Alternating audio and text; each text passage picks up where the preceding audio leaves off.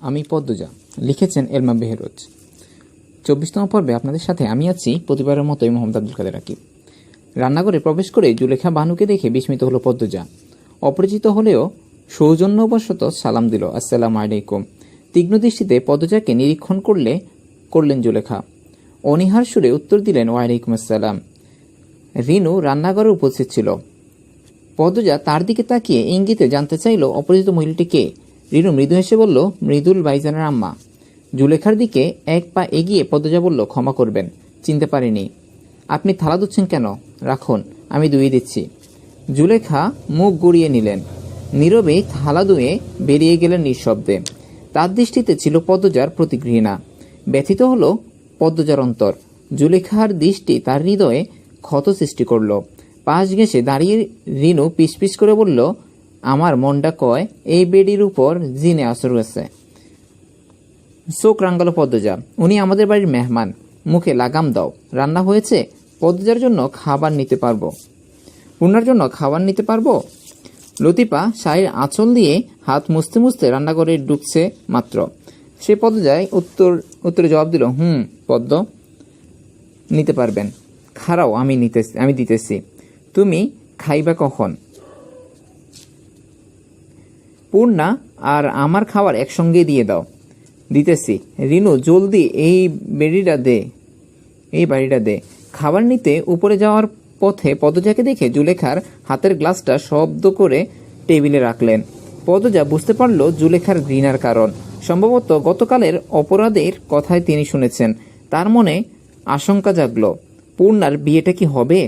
দেখে মনে হচ্ছে জুলেখার বিয়ের কথা বলার মানসিকতা নেই। জুলেখার কপালে তার ব্রু যুগলের আটকে গেল পদ্মজার দৃষ্টি। ঠিক যেন হেমলতার কপালের আর ব্রু দেখছে না, হুবহু একই রকম। তার বুক অজানা বেদনা জেগে উঠল। চোখের দৃষ্টিতে জন্মান্তরের দুঃখ। পদ্মজাকে এভাবে দাঁড়িয়ে থাকতে দেখে জুলেখা উঠে চলে গেল। সম্বিত ফিরলেন। পদ্মজা দ্রুত সিঁড়ি বেরিয়ে 3য় তলায় উঠে এলো। পদ্মজার 2 হাতে বালিশ আঁকড়ে ধরে গভীর ঘুমে ডুবে আছে। জুলেখার কপাল ও ব্রু দেখে জেগে ওঠা পদ্মজার ব্যথা পূর্ণাকে দেখে আরো তীব্র হয়ে উঠল। হেমলতার যৌবনকালের প্রতিচ্ছবি যেন পূর্ণার বর্তমান রূপে ফুটে উঠেছে। সেই মুখ, সেই ঠোঁট, সেই গাল, নাকের মসৃণ পাটা, দুজনের মধ্যে এত মিল। বোনের মাথায় হাত রেখে হেমলতার কথা ভাবল পদ্মজা। পুরনো স্মৃতিগুলো চোখের পাতায় জল করে উঠল। অতীতের ছবিগুলো জীবন্ত হয়ে সামনে ছুটে বেড়াচ্ছে। পদ্মজা পূর্ণার মুখের দিকে তাকিয়ে অস্পষ্ট স্বরে উচ্চারণ করল, আম্মা। আর 2 চোখ অশ্রুতে পূর্ণা কি কখনো জানতে পারবে যে পদ্মজা কতবার তার ঘুমন্ত মুখের দিকে তাকিয়ে আম্মা বলে কেঁদেছে? নিজেকে বুঝাতে চেয়েছে, এই তো আম্মা আছে, আমার সামনেই আছে, আমি এতিম নই। হাতের উল্টো পিঠ দিয়ে চোখের জল মুছল পদ্মজা। পূর্ণা এমন নিশ্চিন্তে ঘুমাচ্ছিল যে তাকে জাগাতে ইচ্ছে করল না। আবার বেলা করে খাওয়াটাও ঠিক না। বোনের মুখের স্নেহের পরশ বুলিয়ে ডাকলো পদ্মজা, পূর্ণা, এই পূর্ণা। ধীরে ধীরে চোখ খুলল পূর্ণা।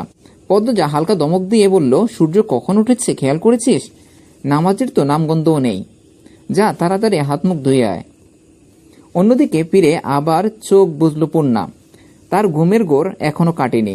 পদ্মজা আবার ডাকল, আবার একটু জোর দিয়ে পূর্ণাকে প্রায় টুনে পাঠালো কলতলায়। অর্ধঘুমন্ত অবস্থায় কলতলায় গেল পূর্ণা। ফিরে এলো কিছুটা সতেজ হয়ে। তবে ঘরে ঢুকে সে সরাসরি লেপের ভেতর ঢুকে পড়ল। আহ্লাদী সুরে পদ্মজাকে বলল, খাইয়ে দাও আপা। পদ্মজা খাইয়ে দিল। পূর্ণা না বললেও দিত। খাওয়ার মাঝে কয়েকবার কথা বলতে চাইল মেয়েটা, কিন্তু পদ্মজা তাকে থামিয়ে দিয়ে বলল, খাওয়ার শেষে কথা বলা ভালো না। খাওয়ার সময় কথা বলা ভালো না। খাওয়ার শেষে গোয়েন্দার মতো চোখ শুরু করে জিজ্ঞাসা করলো, শেষ রাতে কোত্থেকে পেরেছিস? বিস্ফোরিত হয়ে উঠল পূর্ণার চোখ। ভয়ে হেঁচকি উঠতে লাগলো তার। পদ্মজা পানি এগিয়ে দিয়ে দিল বটে, তবে তার দৃষ্টি অনুসন্ধানিস্য। পানি পান করে পূর্ণা কোনো মতে বলল, আর যাব না আপা। পদ্মজার কণ্ঠে তখন গুরুজন সুলভ গম্ভীর, বাট বাড়তি কথা না বলে প্রশ্নের উত্তর দে। বয়ে দিশেহারা পূর্ণা, মনে হচ্ছে যেন পাশের মঞ্চে দাঁড়িয়ে। ঢোক গিলে নতজানু হয়ে কাঁপা কাঁপা গলায় বলল, মৃদুল যে ওনার সঙ্গে দেখা করতে গিয়েছিলাম, ডেকেছিল? পদ্মজার প্রশ্ন চুরির ফালার মতো। পূর্ণার উত্তরের মৃদু গুঞ্জন। আর তুইও চলে গেলি? পদ্মজার কণ্ঠে বিস্ময় আর অসন্তোষের সুর। পদ্মজা বিছানা ছেড়ে উঠে দাঁড়ালো। ঘরের দুই দিকের জানালা খোলা, উত্তর দিকটা বন্ধ। সেই উত্তর দিকের জানালা খুলতে খুলতে বলল, বিয়ের আগে মাঝরাতে দেখা করা কি ঠিক হলো? মৃদুল এখনো পরপুরুষ, বিয়েও ঠিক হয়নি। যখন সে শুয়েছিল তখন টের পেয়েছি, যখন এসে চুয়েছিস তখন টের পেয়েছি। তার আগে টের পেলে কানে ধরে ঘরে নিয়ে আসতাম। পদ্মজার কথার প্রতিটি শব্দে স্নেহ মিশ্রিত কর্তৃত্ব। পূর্ণা গভীর অনুশোচনায় অপরাধী কণ্ঠে প্রায় কেঁদো কেঁদো সুরে বলল, আপা আর যাব না, ক্ষমা করে দাও। পদ্মজা পূর্ণার পাশে এসে বসল। তার হাতের উপর নিজের হাত রেখে কোমল স্বরে বলল, বিয়ের পর আমার বোনের জীবনে হাজার জ্যোৎস্না আসুক। পূর্ণা আবেগে তার অন্য হাতটি পদ্মজার হাতের উপর রাখল। তারপর সাহস সঞ্চয় করে পদ্মজার চোখের দিকে তাকিয়ে ডাকলো, আপা। কি? পূর্ণা তখন তার মনের গভীরে লুকিয়ে থাকা প্রশ্নগুলোর উচ্চারণ করল। তোমাকে কে মেরেছে? কেন মেরেছে? তুমি রাতে কেন কেঁদেছ?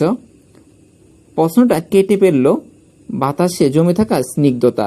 পদ্মজা তৎক্ষণাৎ তার হাত সরিয়ে নিল। চোখে মুখে ফিরে এলো সেই চেনা কঠিন্য কণ্ঠস্বর। গম্ভীর নিয়ে সে বলল, এই ব্যাপারে প্রশ্ন করতে নিষেধ করেছি না? পূর্ণার চোখ নামিয়ে দৃঢ়তার সঙ্গে বলল, আপা আমি জানতে চাই। পদ্মজা উঠে দাঁড়িয়ে পদ্মজা বলল, বাড়ি ফিরে যা। মৃদুলের আম্মা আব্বা আসছে, যখন তোকে প্রয়োজন হবে ডেকে পাঠাবো। তার আগে যেন এই বাড়ির আশেপাশেও না দেখি।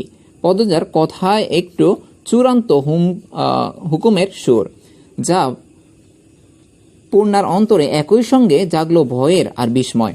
দু বোনের মধ্যে এতক্ষণ যে স্নেহ বন্ধন ছিল তা যেন হঠাৎ করে উবে গেছে। কথা শেষে বেরিয়ে যাবে পদ্মজা, ঠিক তখনই বিদ্যুৎ স্পর্শের মতো লাফিয়ে সামনে দাঁড়ালো পূর্ণা। তার কণ্ঠে অকুল মিনতি, আপা আপা দোহাই লাগে বলো, আমি তোমার সব কথা শুনি, কিন্তু এইটা শোনা সম্ভব না। পূর্ণা পদ্মজার গলার সতর্কবাণী। পূর্ণা তখন যুক্তিতর্কের বাইরে। হঠাৎ করেই সেই পদ্মজার পায়ে লুটিয়ে পড়ল। আপা শুয়ে পড়েছি, আমাকে সব বলো। তোমার গালের ক্ষত, গলার দাগ আমাকে কষ্ট দিচ্ছে, আমি শান্তি পাচ্ছি না। কে তোমাকে এত কষ্ট দিয়েছে? কে এত বড় দুঃসাহস দেখিয়েছে? আমি তার কলিজা ছিঁড়ব। পূর্ণার চোখের জল পদ্মজার গায়ে জোরে পড়ল। সে দৃশ্য পাষাণকেও গলাতে পারে। পদ্মজা তো তার বোন। ধীরে ধীরে পূর্ণাকে টেনে তুলল পদ্মজা। কোমল হাতে বোনের চোখে জল মুছে দিয়ে বলল, কাঁদুনি। পদ্মজাকে জড়িয়ে ধরে বলল, বড় বোনের শরীরে মায়ের গন্ধ খুঁজে পায় সে। ছোটবেলা থেকেই পদ্মজা ছিল তার জীবন, তার আনন্দের উৎসব। তাই কালশিটে দাগটা দেখার পর পূর্ণার মনে হচ্ছিল যেন তার নিজের বুকে আঘাত লেগেছে। পূর্ণাকে অপেক্ষা করতে বলে নিজের ঘরে গেল পদ্মজা। কিছুক্ষণ পর একটা খাম নিয়ে ফিরে এলো। আলমগীর দেওয়া সেই খাম। দরজা বন্ধ করে পূর্ণাকে নিয়ে বিছানায় বসলো সে। গম্ভীর স্বরে বলল, আমি জানি আমার বোন বড় হয়েছে, সেই সঙ্গে ধৈর্য জ্ঞানও বেড়েছে। আমি একটা কারণেই তোমাকে সব জানাবো, যাতে সাবধান থাকতে পারিস। সব জানার পর তুই নিজে থেকেই কোনো সিদ্ধান্ত নিবি না। আমি যেভাবে বলবো সেভাবে চলবি, রাজি? উত্তেজনায় পূর্ণার গায়ের লোম খাড়া হয়ে গেল। সে দৃঢ় কণ্ঠে বলল, রাজি। হাতের খামটা পূর্ণার দিকে এগিয়ে দিল পদ্মজা। চিঠি আছে, আলমগীর ভাইয়ের লেখা। আমি গতকাল পড়েছি, মন দিয়ে পড়বি, অনেক কিছু জানতে পারবি। যতটুকু বাকি থাকবে আমি বলবো। পূর্ণার হাত কাঁপছিল। প্রবল আগ্রহ আর উৎকণ্ঠ নিয়ে খাম খুলল। বাজ করা একটা চিঠি বের করলো সেখান থেকে। পদ্মজা নির্দেশ মেনে চিঠির বাজ খুলল। পদ্মজা নীরবে লক্ষ্য করছিল তার বোনের প্রতিক্রিয়া। চিঠির প্রথম লাইনগুলো পড়তেই পূর্ণার হৃদয়ের গতি বেড়ে গেল। বোন পদ্মজা, সালাম নিও। তোমার প্রতি কৃতজ্ঞতার শেষ নেই আমার। সেদিন রাতে তোমার আগমন আমার জীবনে নিয়ে এসেছিল আনন্দ, পৌঁছে দিয়েছে আলোর জগতে, যে জগতে বাঁচার জন্য পিছনের প্রতিটি মুহূর্ত অসহনীয় যন্ত্রণা কাটিয়েছি। পূর্ণা অবাক হয়ে পদ্মজার দিকে তাকালো। তার চোখের প্রশ্নের জ্বর। পদ্মজা নীরবে চিঠি পড়তে ইশারা করলো। পূর্ণা আবার পড়তে শুরু করলো। জানি না এত পাপ করার পর করুণাময় কেন আমার প্রতি এত উদয় হলেন। তিনি চেয়েছিলেন বলেই তুমি ফেরেশতার মতো হাজির হয়েছিলে, বাঁচিয়েছিলে আমাকে আর রুম্পাকে। পূর্ণার মনে প্রশ্নের পর প্রশ্ন যাচ্ছে। কি এমন ঘটেছিল যে আলমগীর ভাই নিজেকে পাপী ভেবেছে? আপা কিভাবে বাঁচিয়েছিল তাদের? যখন তুমি এই চিঠি পড়ছো তখন তোমার অবস্থা কি আমি জানি না। হয়তো সব জেনে গিয়েছ, নয়তো এখনো অন্ধকারে ডুবে আছো। যদি অন্ধকারে ডুবে থাকো তাহলে আমি তোমাকে আলোর সন্ধান দেব। চিঠিটি বোধহয় বড় হয়ে যাবে, এক পৃষ্ঠায় হবে না।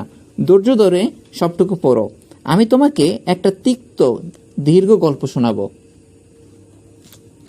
আমির যখন আমাদের ঘরে আসে তখন কাকিয়াম্মা পরপর সবচেয়ে বেশি খুশি হই আমি। কাকিয়াম্মা ছিলেন বড় দুঃখী। কাকা খুব মারধর করত। নিচ্ছকে কাকিয়াম্মাকে বিবস্ত্র করে পেটাতে দেখেছি। আমার ছোট্ট মন তখন লজ্জায় নিয়ে গিয়েছিল। লুকিয়ে কেঁদেছিলাম, কিন্তু কাকা বা আব্বা কাউকে একটু মায়া দেখাতে দেখিনি, লজ্জাবোধ করতে দেখিনি। আমি আব্বাকে খুব ভয় পেতাম, ভীতু ছিলাম। আমার কাছে আমার আব্বা কাকা ছিল ভূত রাক্ষস। আমার আম্মা ছিলেন সবসময় পাথরের মতো নিষ্ঠুর, তার অনুভূতি নেই আশার। কাকিয়াম্মা ছিলেন আমার মা। তিনি বহুবার আমাকে বুকে জড়িয়ে ধরে একটা ছেলের জন্য আক্ষেপ করেছে। কাকিয়াম্মা বলতেন সেই ছেলে এসে নাকি তার সব দুঃখ গুছিয়ে দেবে। যখন সেই ছেলেটি এলো তখন আমি খুশি হলাম। মনে হলো এবার বুঝি কাকিয়াম্মার কষ্ট কমবে। কাকিয়াম্মা স্বপ্ন দেখলেন আমির হবে পুলিশ, সব অন্যায়কারীকে শাস্তি দেবে, আর আমি হব শিক্ষক। চিঠির এই অংশ শেষ করে পূর্ণা গভীর শ্বাস ফেলল। পদ্মজার দিকে তাকিয়ে দেখল তার আপার চোখে জমে আছে অশ্রু। সে পরের পাতা উল্টালো। মনে মনে প্রস্তুত হলো তার চঞ্চল্যকর তথ্যের জন্য।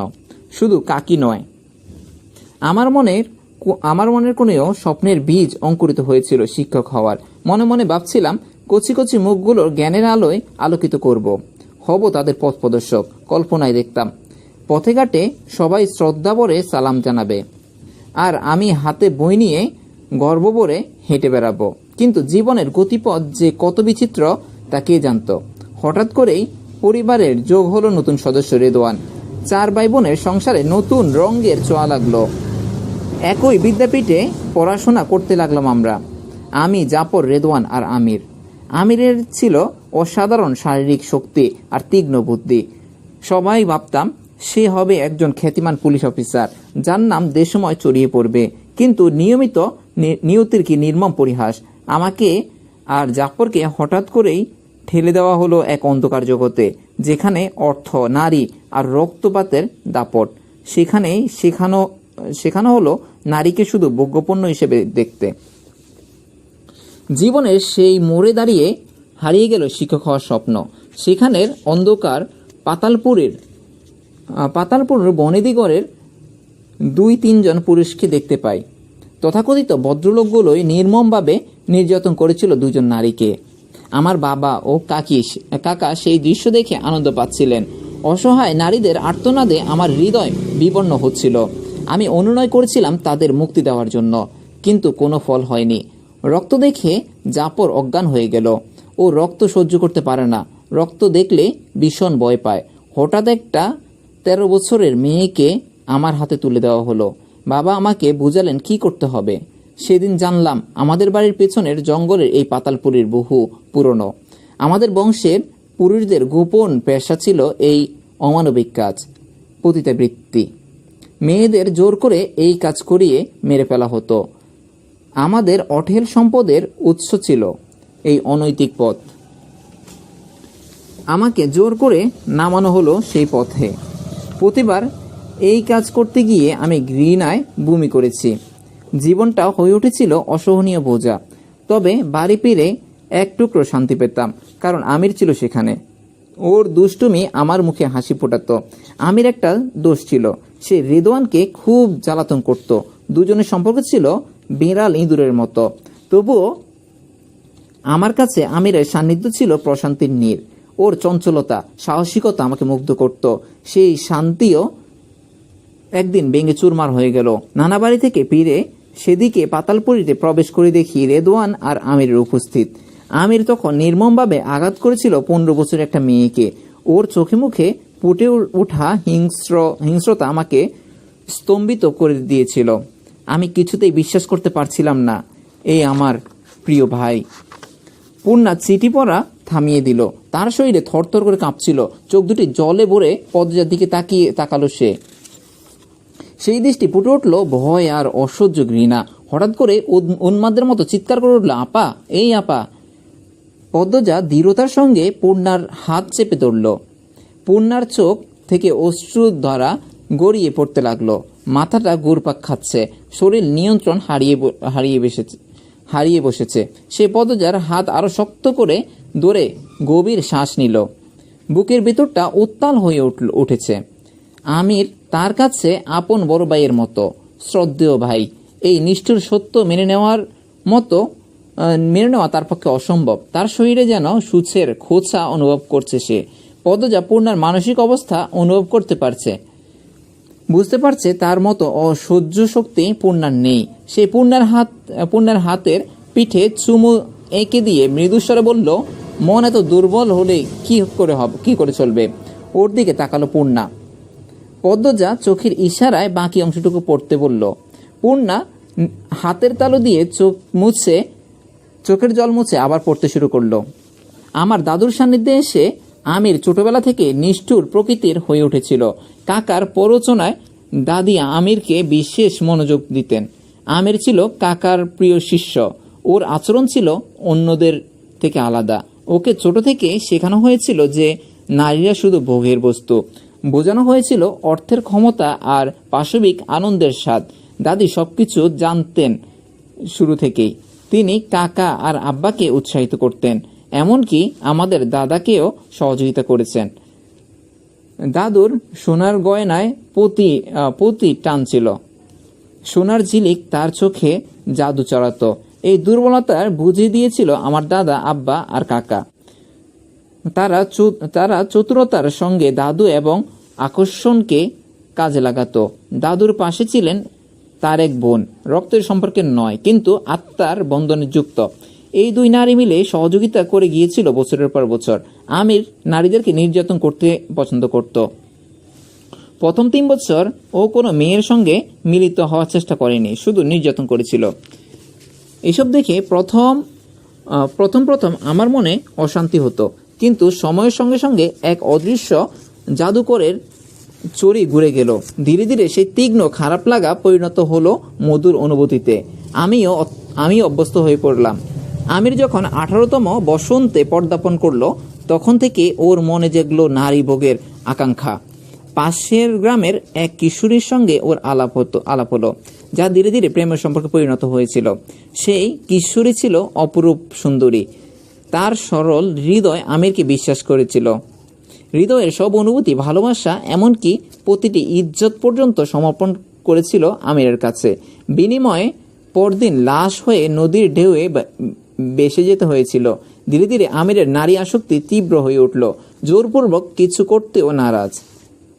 তাই বেছে নেয় প্রতারণার পথ। কতগুলো মেয়েকেও ঠকিয়ে ভোগ করেছে তার হিসাব নেই। ঢাকায় পড়তে গিয়ে কারো মাধ্যমে নারী পাচারের সঙ্গে যুক্ত হয়। তারপর তার পিছনে তাকাতে হয়নি, টাকার পাহাড় গড়ে ওঠে। পদ্মজা, তোমার খারাপ লাগবে, তাও বলতে হচ্ছে। তুমি যেমন আমিরের জীবনে প্রথম মেয়ে নও, তেমন বউ নও। শহরে এক সম্ভ্রান্ত পরিবারের মেয়ের সঙ্গে তার দাম্পত্য জীবনে শুরু হয়েছিল। সেই মেয়ে ছিল অসামান্য সৌন্দর্যের অধিকারী। মেয়েটি বিয়ের আগে শারীরিক সম্পর্কে আগ্রহী ছিল না বলেই আমির তাকে বিয়ের প্রস্তাব দেয়। মেয়েটি তার পরিবারে না জানিয়ে আমিরকে বিয়ে করে। 1 সপ্তাহ পর মেয়েটি যখন আমিরের কাছে তিক্ত হয়ে ওঠে, তখন মৃত্যুর তার সামনে এসে দাঁড়ায়। মেয়েটির পরিবারের কেউ জানতেও পারেনি যে তাদের বাড়ির মেয়ে লুকিয়ে বিয়ে করে সেই স্বামীর হাতে খুন হয়েছিল। আমির তীক্ষ্ণ বুদ্ধিসম্পন্ন মানুষ। ও তখন ওই ঠান্ডা মাথায় পুরো ঘটনা চিহ্ন মুছে দেয়। এটাই কিন্তু ওর একমাত্র বিয়ে নয়। ও আরও একটা বিয়ে করেছিল ভিন্ন ধর্মের এক সুন্দরী মেয়েকে। তার বেলায়ও হুবহু ঘটনা ঘটে। সে সময়ে সে মেয়ের মৃত্যু আমি নিজ চোখে দেখেছি। প্রতিবাদ করিনি অবশ্য, কিছু বলতে ইচ্ছে হয়নি। মন বলতে কিছু ছিল না তখন। মেয়েটার মৃত্যুর আগে অবাক হয়ে দেখেছিল আমিরকে। সে বোধহয় বিশ্বাস করতে পারছিল না যাকে ভালোবেসে ঘর ছেড়েছে সেই তাকে হত্যা করছে। আশ্চর্যের ব্যাপার কি জানো, আমির মেয়েটাকে হত্যা করার ঘণ্টাখানেক পরই অন্য মেয়েকে সঙ্গে সময় কাটিয়েছিল। যে কোনো নারী ওকে নিজের সর্বঙ্গ বিলিয়ে দিত নির্দ্বিধায়। আমিরের বর্ণ যদিও একটু গাঢ়, কিন্তু ওর কথায় মাধুর্য, চলার ছন্দ এবং চোখের চাউনি মুগ্ধ করত সবাইকে। বিশেষ করে ওর থুতনির ছোট্ট গর্তটি অনেক নারীর হৃদয় জয় করেছিল। আমিরের সম্পর্কে আর কি বা বলা যায়, তার সামান্য বর্ণনাতেই তুমি তার অবস্থা বুঝতে পারছো। অবশ্য আমিও যে নির্দোষ তা বলতে পারবো না। এই দোষ শুধু তোমার স্বামীর নয়, আমারও আছে। কাকিয়াম্মার প্রতি দুর্বলতা ছিল আমিরের। তার সমস্ত সতর্কতা ছিল কাকিয়াম্মাকে অন্ধকারে রাখার জন্য। বেশিরভাগ সময় ও ঢাকায় থাকতো বলে কাকি কখনো সন্দেহ করেনি। সন্দেহ করে থাকলে কোনো প্রমাণ পায়নি। যেদিন কাকিয়াম্মা তোমাকে ও আমিরকে মোরল বাড়ি থেকে নিতে গিয়েছিল সেই রাতেই তিনি জানতে পারেন আমির দীর্ঘদিন ধরে কাকার সঙ্গে অসৎ কর্মে লিপ্ত। এমনকি ঢাকায় থাকার মূল উদ্দেশ্যই ছিল এই। সেদিন রাত বাড়ি এসে আমির কাকার সঙ্গে আলোচনা করেছিল মানসিক চাপের সতর্কতা হয়ে কাকিয়াম্মা ঘরে বসেছিল ওরা। কাকিয়াম্মা দরজার ওপাশ থেকে সবকিছু শুনে ফেলল। ক্রোধে তিনি আমিরকে অনেক চড় থাপ্পড় দেয়। আমির নীরবে সহ্য করে। কাকিয়াম্মা ওকে আম্মা ডাকতে দেখা করতে নিষেধ করে দেয়। আমির কাকিয়াম্মাকে শান্ত করার চেষ্টা করেও ব্যর্থ হয়। সম্ভবত এখনো আমিরের দেহে কাকিয়াম্মার নখের দাগ আছে। কাকিয়াম্মার জীবনের আশা সেখানেই নেমে গিয়েছিল। সারা রাত তিনি হাউমাউ করে কেঁদেছিল। সেই রাতে তিনি রুম্পার সঙ্গে ছিল। রুম্পা যাতে তোমাকে কিছু না বলতে পারে সেই জন্য আমির রেদওয়ানকে পাহারায় রেখেছিল। লতিফার সঙ্গে খাবারের ঘুমের ওষুধ মিশিয়েছিল। আমির অনেক কৌশল করেছে যাতে তুমি কিছুই জানতে না পারো। আমাকে আর রুম্পাকে তুমি নতুন জীবন পেতে সহযোগিতা করেছ। তাই তোমাকে আমাদের গল্পটাও বলতে চাই। জানি না আর কতদিন টিকে থাকতে পারবো। পালাতক জীবনযাপন করছি। আমিরের প্রভাব বিস্তার। আমাকে খুঁজে পেতে ওর বেশি সময় লাগবে না। বরং অবাক লাগে এই ভেবে যে এতদিন ও আমার সন্ধান পায়নি কেন। রুম্পাকে আমার জীবনসঙ্গী হিসেবে কাকা নির্বাচন করেছিল। বিয়ের প্রথম দিনেই বুঝতে পারি রুম্পা একটা সরল নিষ্কলুষ প্রাণ। ওর সান্নিধ্যে ছিল পরম শান্তি। কখন যে মেয়েটার প্রেমে পড়ে গেলাম টেরও পাইনি। বিয়ের কিছু মাস পর বৈশাখের একদিনে আমি পাতালপুরীতে ছিলাম। সামনে ছিল এক নগ্ন নারী। তখন পাতালপুরীর নিরাপত্তা ব্যবস্থা এত কঠোর ছিল যে হঠাৎ দেখি রুম্পা সেখানে চলে এসেছে। সেই মুহূর্ত থেকে আমাদের জীবনে ভীষণ বিষাক্ত হয়ে উঠেছিল। রুম্পাকে রেদওয়ান, আব্বা, এমনকি কাকাও নির্যাতন করতেন। আমি নীরবে মেনে নিতাম, কিন্তু অন্তর্যন্ত্রণায় ঠিকই চটপট করতাম। নিজের সঙ্গে দ্বন্দ্ব চলত অবিরাম। আত্মঘৃণায় দগ্ধ হতাম। স্বামী হিসেবে নিজেকে চরম ব্যর্থ মনে হতো। রেদওয়ান আমার অজান্তেই দর্শন করে আমার রুম্পাকে। এই মর্মান্তিক খবর আমি জানতে পারি ঘটনার 1 সপ্তাহ পর। আমার কাপুরুষতা এমন পর্যায়ে পৌঁছেছিল যে রেদওয়ানকে শাস্তি দিতে গিয়ে উল্টো আমি মার খেয়ে নীরব হয়ে গেলাম। রুম্পা ছিল সাহসী নারী। সে বারবার বলেছিল পুলিশের কাছে সবকিছু প্রকাশ করে দেবে। এই কারণে ওকে হত্যার পরিকল্পনা করা হয়। আমি গোপনে রুম্পার সঙ্গে দেখা করি, ওর কাছে ক্ষমা প্রার্থনা করি আর ওকে পালানোর ভান করে থাকতে অনুরোধ করি। মৃত্যুকে ভয় না পেয়ে রুম্পা বেঁচে থাকার জন্য পাগলের ভান করতে রাজি হয়। অভিনয় এতটাই নিখুঁত ছিল যে আব্বা ও কাকা বিশ্বাস করে নেয় যে ও সত্যি মানসিকভাবে ভারসাম্য হয়েছিল। কিন্তু আমিরের তীক্ষ্ণ দৃষ্টি এই সত্য ধরে পেরেছিল, যদিও ও কাউকে বলেনি। রুম্পার বন্দি জীবন শুরু হয় আর আমি কাটাতে থাকি নিঃসঙ্গ রাত। একটা দিনও শান্তিতে ঘুমাতে পারিনি। কাপুরুষ শব্দটি আমাকে সর্বঙ্গ কুড়ে কুড়ে খেত। মাঝে মাঝে লুকিয়ে রুম্পার সঙ্গে দেখা করতাম। তখনই বুঝতে পারি আমি রুম্পাকে যতটা গভীরভাবে ভালোবেসে ফেলেছি। আব্বা, চাচা এবং আমিরের প্রবল প্রতাপে আমি এতটাই ভীত ছিলাম যে একা এক পাও সামনে বেড়াতে সাহস পাইনি। আমাদের দল থেকে একজন পালিয়ে গিয়েছিল। তার মৃত্যু হয়েছিল নির্মমভাবে। সে ভারতে আশ্রয় নিয়েছিল, কিন্তু আমিরের হাত থেকে রক্ষা পায়নি। বলতো পদ্মজা, এমন ভয়াবহ পরিস্থিতি জেনে আমার মতো এক অসহায় কাপুরুষ ব্যক্তি আর কি বা করতে পারত? আমার নিজের জীবনকে ধিক্কার দিই। আমি কুকুরের খাবার খাওয়ারও যোগ্য নই। তুমি রুম্পাকে ঢাকায় নিয়ে যেতে চেয়েছিলে। এই খবর পেয়ে আমি রুম্পাকে হত্যা করার নির্দেশ দেয়। তখন আমি রুম্পাকে নিয়ে পালানোর পরিকল্পনা করি, কিন্তু পথে বাবলু আমাকে আটক করে। ঠিক তখনই তুমি ফেরেশতার মতো আবির্ভূত হও। তোমার এই ঋণ শোধ করার আমার উপায় আর জানা নেই। আরও কিছু কথা না বললে মনের ভার লাঘব হবে না। আমির আমার কাছে সবসময় একটা খোলা বই ছিল, কিন্তু তোমার আগমনের পর থেকে সেই অপরিচিত পাতাগুলো রহস্যময় হয়ে উঠেছিল। তোমাদের বিয়ের দিন আমার মনে গভীর আশঙ্কা জন্মেছিল। ভেবেছিলাম হয়তো কয়েকটি বসন্ত পার হতেই তোমার জীবন প্রদীপ নিভে যাবে, কিন্তু নিয়তির খেলা দেখে সেই আশঙ্কা বাস্তবে রূপ নেয়নি, বরং আমিরই পাল্টে গেছে। বিয়ের পর সুযোগ এসেছে বারবার, কিন্তু আমির পরনারীর দিকে আর হাত বাড়ায়নি। 1 বছর কেটে যেতে না যেতেই আমি অনুভব করলাম আমির সত্যিই তোমাকে হৃদয় দিয়ে ভালোবেসেছে। কোনো নারীর দেহ সৌন্দর্য আর ওকে টানে না। ও নিয়ে আব্বা এবং কাকার মধ্যেও অনেক কথা হয়েছে। তাদের মনে শঙ্কা জাগে, যদি আমির সব পরিত্যাগ করে? ওর পরিবর্তন দেখে আমার অন্তরে ক্ষীণ আশা জেগে ওঠে। হয়তো আমির এবার আমার অনুভূতি বুঝতে পারবে। এই নিষ্ঠুর জগৎ তার কাছেও হয়তো অন্ধকার মনে হবে। আমি নিজের চোখে দেখেছি আমির কিভাবে তোমার জন্য অস্থির হয়ে ওঠে। তোমার সামান্য অসুস্থতাও সব ভুলে যায়। তোমার চিন্তায় ও অশান্ত সমুদ্রের ঢেউয়ের মতো কোথাও স্থির থাকতে পারে না। ঢাকায় বাড়িসহ আমাদের পৈতৃক ভিটেও আমির তোমার নামে লিখে দিয়েছিল। ওর যত সম্পদ সবই এখন তোমার। আমির নিজে এখন একেবারে রিক্ত, নিঃস্ব। এই খবর রেদওয়ান, আব্বা বা কাকা, কেন কোনো কাকপক্ষীও জানে না। আমির সমুদ্রের তীরে তোমার জন্য এক সমুদ্র বাংলো বাড়ি বানাচ্ছে। সেটাই অর্থ 31টি মেয়ে পাচার বিনিময়ের আমির অগ্রিম নিয়েছিল। এখন সে চাপে ও দিশেহারা। সময় কম, আর মেয়েও পাওয়া যাচ্ছে না। আমি জানি তুমি একজন ধর্মপরায়ণ নারী। এসব জেনে তুমি হয়তো আমিরকে আর আগের নজরে দেখবে না। তোমার বিবেক নিশ্চয়ই তোমাকে সঠিক পথ দেখাবে। কিন্তু একটা কথা অস্বীকার করার উপায় নেই, আমির তোমাকে অসম্ভব ভালোবাসে। এমনকি তুমি যদি তার 2টি চোখ চাও, সে নিঃসন্দেহে হাঁটু গেড়ে বসে চুরি ধরে বলবে নাও। হয়তো সৃষ্টিকর্তা কোনো ঘাড় উদ্দেশ্য করে এই ভালোবাসার পেছনে। এখন সিদ্ধান্ত তোমার। আমি যা বলছি সবই সত্য। তুমি বুদ্ধিমতী, একটু খেয়াল রাখলেই সব বুঝতে পারবে।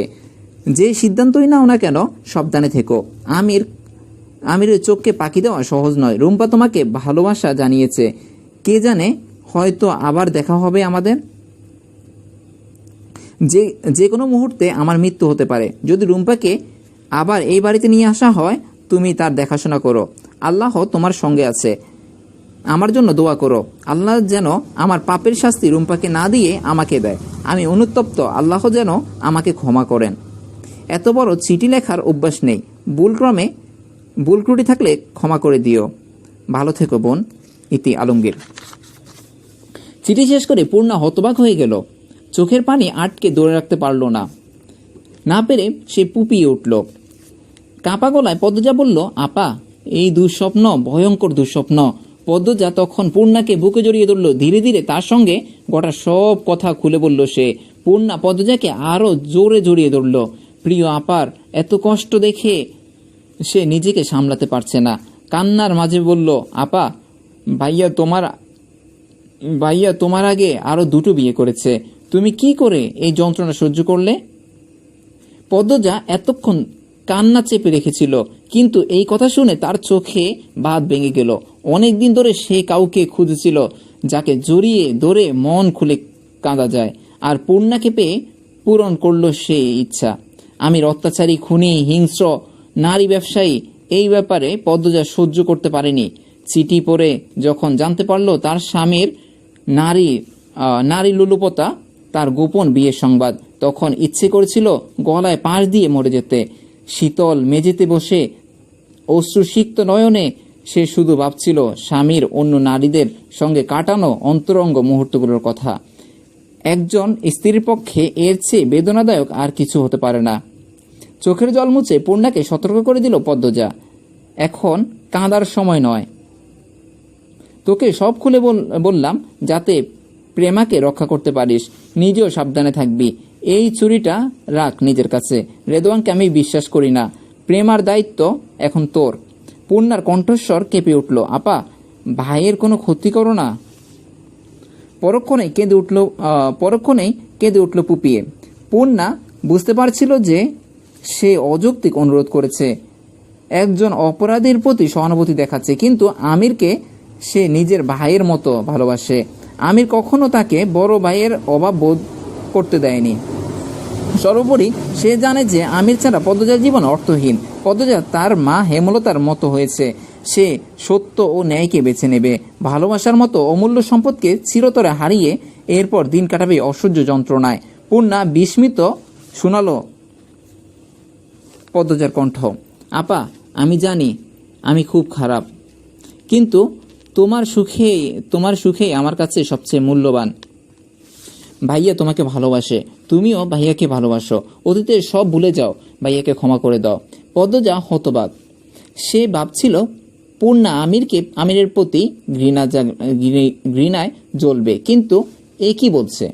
পূর্ণার চোখে চোখ রেখে সে প্রশ্ন করল, আর যে মেয়েদের নির্যাতন হয়েছে, যারা প্রতারিত হয়েছে, যারা অসহ্য যন্ত্রণায় প্রাণ হারিয়েছে, তাদের প্রতি অন্যায়ের প্রতিকার কে করবে? পূর্ণার উত্তরে অত্যন্ত সরল, তোমাকে তো কিছু করেনি, তোমাকে তো ভালো রাখবে। এই কথা ভেঙে গেল পদ্মজার ধৈর্যের বাঁধ। সমস্ত শরীর রাগে কাঁপছে। শরীরের সব শক্তি সঞ্চয় করে পূর্ণার গালে এক প্রচণ্ড চপেটাঘাত করল। অপ্রস্তুত পূর্ণা এই আকস্মিক আঘাতে নিজেকে সামলাতে পারল না। বিছানা থেকে ছিটকে পড়ল মেঝেতে। ক্রোধে স্ফীত হয়ে উঠল পদ্মজার নাক। চোখে জ্বলছে অসন্তোষ আগুন। তীব্র স্বরে বলে উঠল সে, ছি, তুই আমার মেয়ে? এই ছিল আমাদের আজকের পর্ব। পরবর্তী পর্বগুলো পেতে অবশ্যই চোখ রাখুন আমাদের স্বপ্নয়ন ডায়েরি ইউটিউব চ্যানেলটিতে। আর আমাদের ভিডিওগুলো একটু কয়েকদিন পরে দেওয়া হচ্ছে। পরবর্তী ভিডিও পেতে অবশ্যই চোখ রাখুন। আজ এ পর্যন্ত। আসসালামু আলাইকুম রহমতুল্লাহ।